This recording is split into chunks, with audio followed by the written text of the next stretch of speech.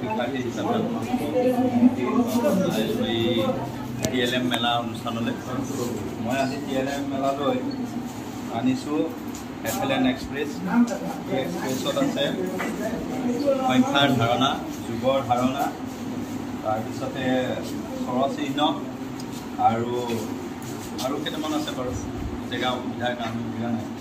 গতিকে মই প্ৰথমে খেলা ধূলাৰ মাজেৰে যে ছাত্ৰ ছাত্ৰী শিক্ষা দি দিলে তেওঁলোকে আমোদ পায়, তাৰ কাৰণে তেওঁলোকে ভাল পোৱা বস্তু এটা আনিছোঁ। সেইফালৰ পৰা চালে গাড়ীও হয় আৰু এনেকৈ চালে ৰেলগাড়ীও হয়।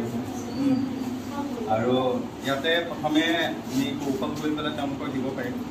যদি এইফালে আঁহ কাপোৰ এখন দিওঁ, ৰেলখন লাহে লাহে গৈ থাকিব, এটা এটা ডবা ওলাই গৈ থাকিব।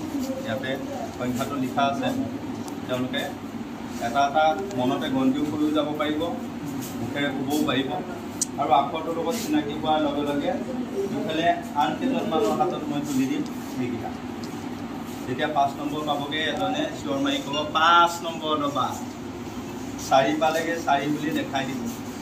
দেখুৱাৰ লগে লগে বাকীকেইজনে ইয়ালৈ দৃষ্টি দিব আৰু দৃষ্টি দি চাব যে আঙুলি 4টা আছেনে নাই। হয়, যদি ভুল হয় তেতিয়াহ'লে সিহঁতে হয় হাঁহিব, হয় কৈ দিব যে এইটো ভুল হৈছে, এইটোহে হ'ব। ইয়াৰ লগে লগে এইখিনি যোৱাৰ পিছত তেওঁলোকে গন্তিটো শিকিলে, শিকাৰ পিছত এইটো উলিয়াই ল'ব।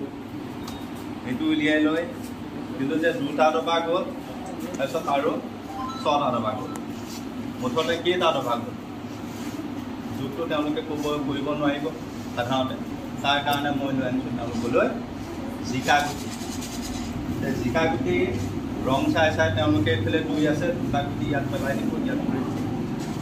আৰু ইয়াৰ পৰা 6 আছে, ইয়াত 6টা গুটি পেলাই দিব, তাত কৰিব। তাৰপিছত মই ক'ম যে ইয়াত দিব, ইয়াত কৰিলে তাৰপিছত গোটেইকেইটা উঠাই নিব পাৰিম। এতিয়া তোমালোকে এটা এটাকৈ গন্তি কৰা। এতিয়া গন্তি কৰিলে টোটেল সংখ্যাটো ওলাব আৰু তেওঁলোকে গম পাব যে 2টা ডবা আৰু 6টা ডবা লগ লাগিলে 8টা ডবা হয়। গতিকে তেনেদৰে আমি তেওঁলোকক সংখ্যাৰ ধাৰণা আৰু যুগৰ ধাৰণা দিবলৈ চেষ্টা কৰিম। মানে খন্তেকীয়াকৈ বনাই আনিছোঁ। এইফালে আমাৰ স্বৰৰ বৰ্ণকেইটা আছে আৰু ঠেলা এটা মাৰি দিলে চিহ্নটো ওলাই আছে।